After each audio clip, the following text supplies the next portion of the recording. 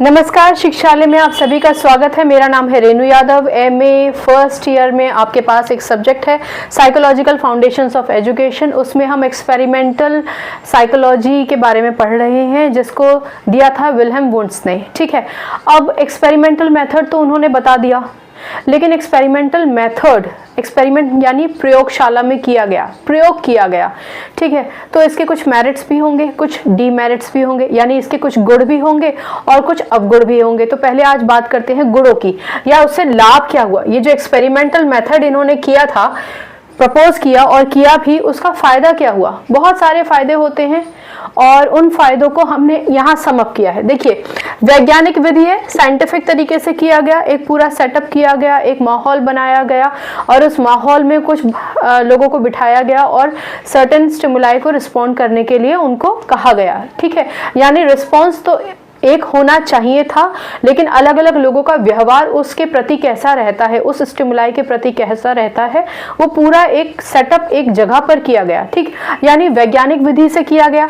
तो आप ये मान के चल सकते हैं कि जैसे हम एक्सपेरिमेंट्स करते हैं लेबोरेटरीज में और ये मानकर चलते हैं कि ये जो रिजल्ट आया है ऑथेंटिक है, ठीक वैसे ही हम ये मानकर चल सकते हैं कि क्योंकि प्रयोग किया गया है, वैज्ञानिक तरीके से किया गया है, इसलिए जो रिजल्ट आएगा, जो निष्कर्ष होगा, जो आउटपुट होगा, जो रिजल्ट होगा, वो विश्वसनीय होगा, आप रिलायबल होगा, आप उस पर यकीन कर सकते हैं और सही ही होगा। ठीक है, जैसा कि हमने इससे पहले पढ़ा था कि समस्या आप पैदा करेंगे, फिर उसका हाइपोथेसिस करेंगे और अंत में हाइपोथेसिस और जो रिजल्ट है उसका कंपैरिजन करेंगे। हमने ये भी डिस्कस किया था कि जो हाइपोथेसिस आपने किया है, अगर वो और जो एक्चुअल में आउटपुट आया है, निष्कर्ष आया है, अगर वो दोनों समान है, यानी कि प्रयोग सफल हुआ।